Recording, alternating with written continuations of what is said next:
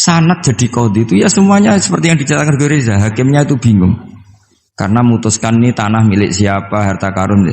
Dulu kamu kira Nabi Sulaiman itu serius, ya enggak, beliau itu rileks. Tapi kalau punya keputusan itu gitu, ada dua perempuan. Ya sebut saja dalam tafsir-tafsir misalnya Soghirah sama Gabirah. Sama punya anak kecil, ya, karena masih keluarga anaknya itu mirip. Kemudian anak yang satu itu dimakan serigala. Hilang. Dimakan serigala, terus lapor ke Nabi Dawud. Karena yang meyakinkan itu yang satu diputuskan ini milik kamu, misalnya milik yang adiknya.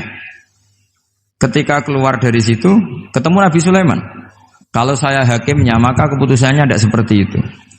Nabi Sulaiman pas itu umurnya 13 tahun. Akhirnya dipanggil sama Nabi Dawud. Ya sudah putuskan kamu. Nabi Sulaiman ngambil pedang atau pisau. Ya sudah tak bagi dua. Nanti separuhan kata. Jadi Nabi Sulaiman itu ya suka humor. Masa anak mau dibagi dua nanti separuhan.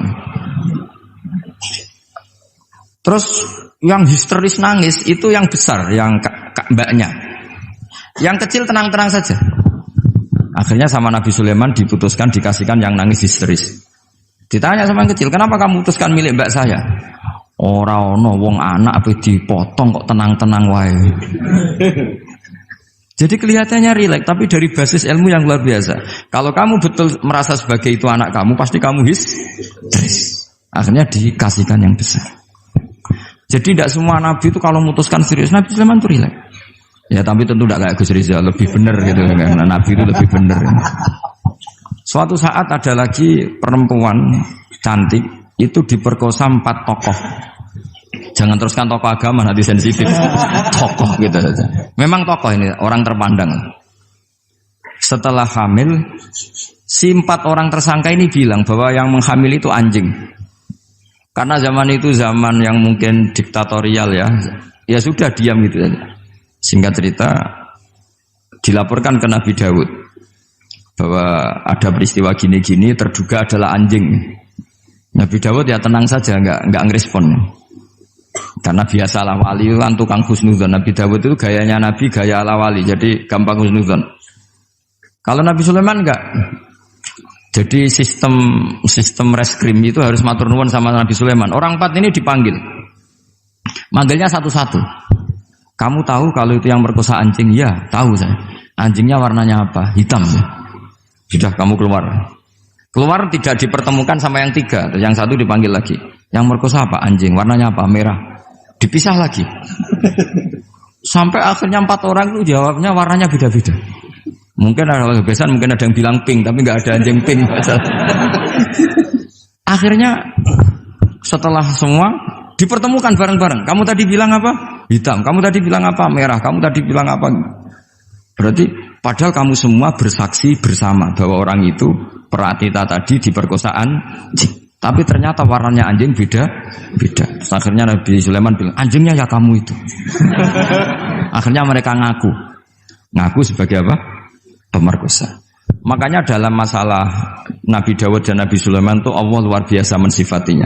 Nabi Dawud punya keramat, punya mukjizat. Kalau beliau baca tasbih, itu gunung dan burung-burung ikut baca apa? Tasbih. Semuanya ikut baca tasbih. Yusabbihna bil asyi wal isyraq wa tayra mahsyurah kullu lahu awwab. Tapi orang tuh kalau suka wiridan biasanya intelijensinya itu agak gimana gitu. Enggak usah diterangkan nanti sensitif. Akhirnya Allah ngakui, fafahamnaha Sulaiman wa kullan ataina hukmau wa ilmu. Jadi kalau masalah ilmu detail itu fafahamnaha Sulaiman. Kecerdasan untuk bikin keputusan itu masih cerdas Nabi Sulaiman. Tapi kalau wiridannya itu bagus Nabi Dawud.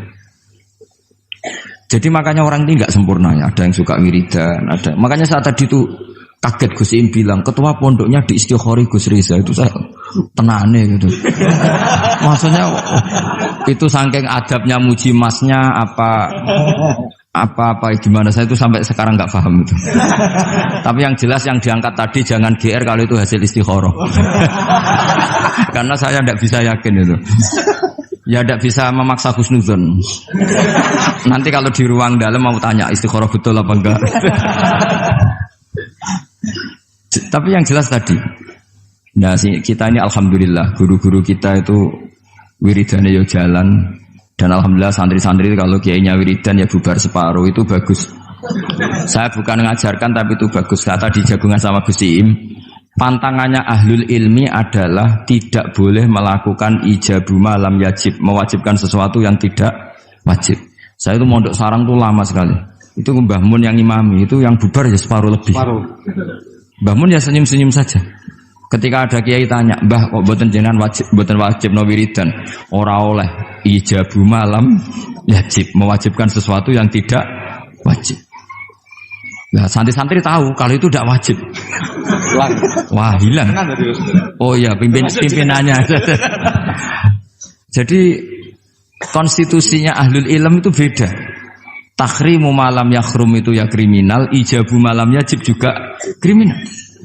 Bahkan di Habib Abdullah bin Husain bin Thohir itu dikategorikan dosa besar.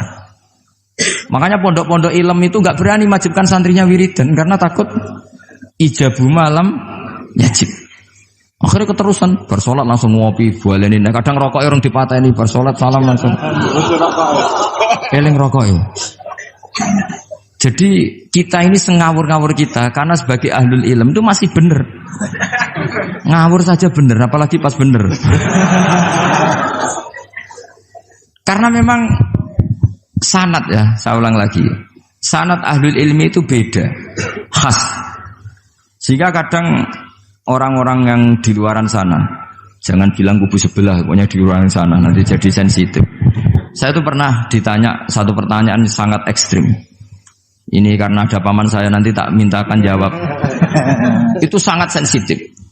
Yaitu orang-orang kota pernah tanya saya, "Pak Bahak, kenapa ada hadis mangqala la ilaha illallah dakhalal jannah wa in zana wa in sarqa?" Itu kan ekstrim. Kok kayak Islam itu membolehkan zina? Karena yang pernah zina pun asal melafadzkan la ilaha illallah pasti dakhalal jannah. Saya kebetulan pas itu ya kok pas pinter Gus Riza. Jadi ya bisa jawab.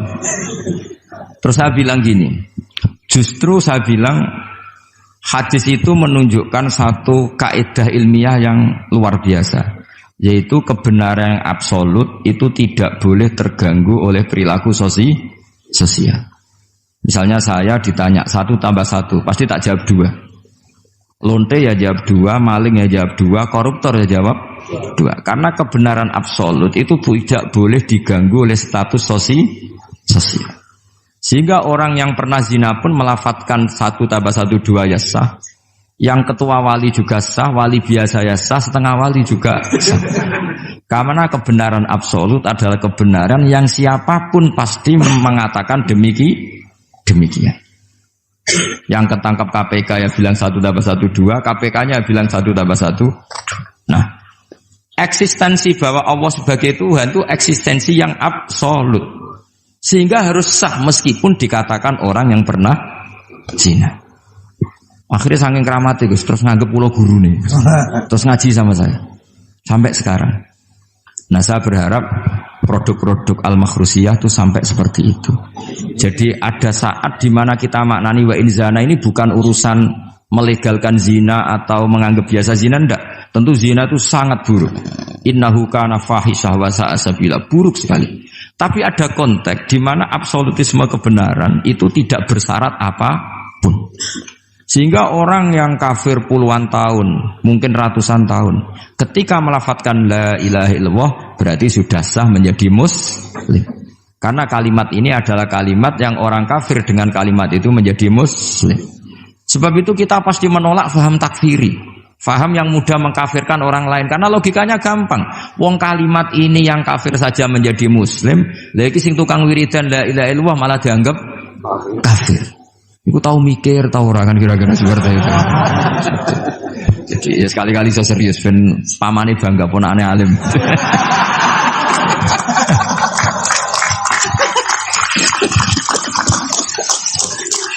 Jadi saya terpaksa ngetokno alim saya ben paman bangga gitu. Ponakanku ya alim pemeneh pamane.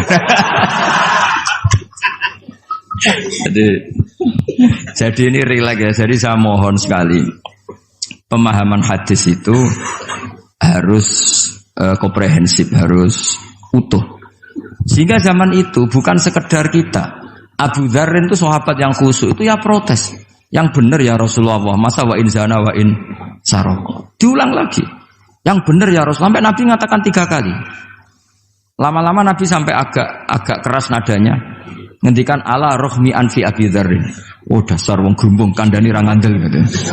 Karena Abu Dzar itu orang khusyuk. Beliau tidak siap kalau orang yang pernah salah seperti itu kemudian tetap dakhalal jannah atau sah melafadzkan la ilaha illallah.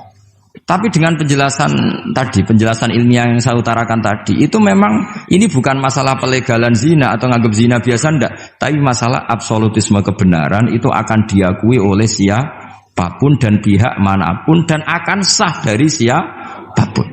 Sehingga orang yang kafar tula umrih, dia kafir tula umrih, 80 tahun dia kafir. Kemudian pas mau mati melafadzkan la ilaha illallah Muhammadur Rasulullah, tetap sebagai berstatus mukmin. Qul lil ladzina kafaru iyantahu yughfar lahum ma qad salaf. Katakan kepada orang kafir sekali dia menghentikan kekafirannya dengan talaffuz di kalimat syahadah, maka otomatis menjadi muslim. Nah soal nanti masuk surga ya bisa kapan-kapan kan? Allah tidak bilang harus sekarang kan? Ya nunggu kita duluan kira-kira. Nak bejo itu.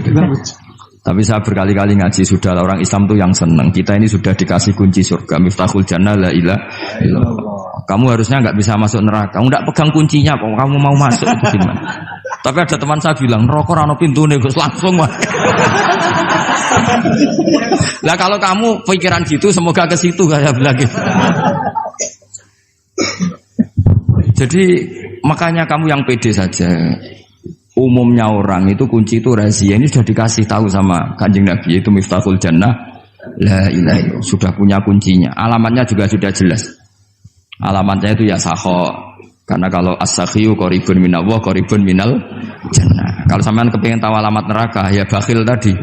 Itu qaribun minannar. Jadi kalau kamu tanya alamat neraka di mana Gus? Kalau kamu medit, pikir ya itu dekat-dekat situ. Itu neraka. Nah saya enggak di dekat-dekat situ, makanya saya enggak tahu neraka di mana saya tahu. Jadi saya mohon sekali di balik saya sering guyon sama Gus Riza Gus Siim, kita ini membawa sanad yang berat. Karena di sini ada zuriatnya Kiai Makhrus, ada zuriatnya leluhur saya. Harus zuriatam ba'duha mim. Jangan sampai buyut-buyut kita yang sudah meninggal statusnya rubah karena ulah para cucunya. Kayak yang dialami tadi Yahuda bin Yakub bin Ishak bin Ibrahim. Nah kita tidak pernah tahu Yahuda itu apakah agama, apa marga. Itu masih jadi perdebatan. Karena kalau kamu kritik sebagai agama juga nanti repot karena ada ayat innalladzina amanu walladzina hadu wan nasara wassabiin. Terus man amana billahi wal yaumil akhir. Artinya ada ayat di mana orang-orang iman dan orang-orang hadu. Nah, kalau hadu ini kamu anggap satu faham agama nanti repot. Masa Yahudi kok disejajarkan innalladzina amanu walladzina hadu. Makanya ini jadi perdebatan para ahli tafsir. Makanya ada ahli tafsir maknani innalladzina amanu walladzina hadu lan wong sing tahu Yahudi. Ini balaghah bi'tibari makana. Pakai status dulu. Mau tidak mau secara bahasa memang seperti itu. Misalnya ada preman tobat di tangan Gus Riza mesti bilang, "Gus iki preman sing wis tobat." Jare wis tobat kok diarani preman. Itu namanya bi'tibari makana. Jadi dengan status yang dulu. Iki wong kafir tapi saiki wis Islam. Lho wis Islam kok diarani wong kafir. Ada yang maknani sehingga enggak perlu kamu jadi orang liberal yang menyamakan semua agama terus dalil innalladzina amanu walladzina hadu wan nasara wasabiin man amana. Semua agama itu sama. Buktinya ayat itu sama, pakai wawu ataf. Iku ora tau ngaji tafsir mbek Gus Riza kira-kira gitu. Kalau sudah ngaji tafsir insyaallah enggak akan seperti itu. Jadi ayat itu ada ilmunya. Dan alhamdulillah di pondok sini, di pondok Lirboyo juga diajarkan ilmu balaghah. Jadi kadang penamaan itu bukan sekarang tapi bi'tibari makana. Ngitung dulu. Paham ya? Kayak kita mengatakan ini kafir tapi sudah Islam. Itu paradok enggak? Wong sudah Islam kok dikatakan kafir. Iki dhisik santi goblok, saiki wis pinter. Goblok kok pinter. Ya, ngoten mawon Gus, mau karena bingung. Assalamualaikum warahmatullahi wabarakatuh. Waalaikumsalam warahmatullahi wabarakatuh.